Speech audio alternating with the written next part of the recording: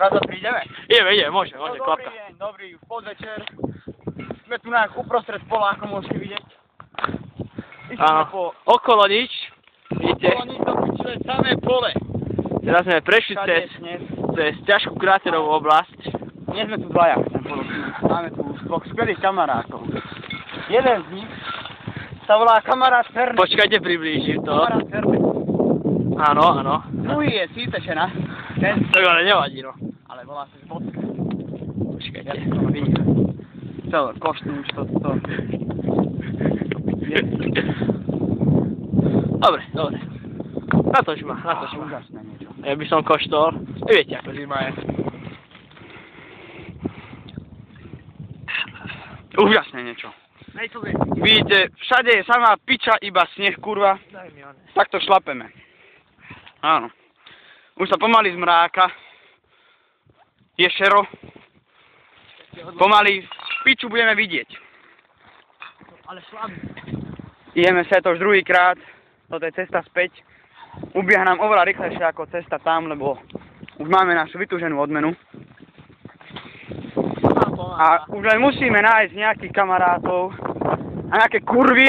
Tak to je, to minimálne. To minimálne. To minimálne. Áno. A začať piť. Už mi je oveľa teplejšie, lebo máme pomerne slušné tempo. A kurva už začína byť tma. Vidíte, už začínajú aj svietiť svetielka.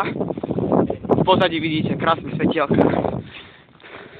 Ináč, keby tento človek vedľa mňa bol žena, tak to považujem za veľmi romantickú chvíľku.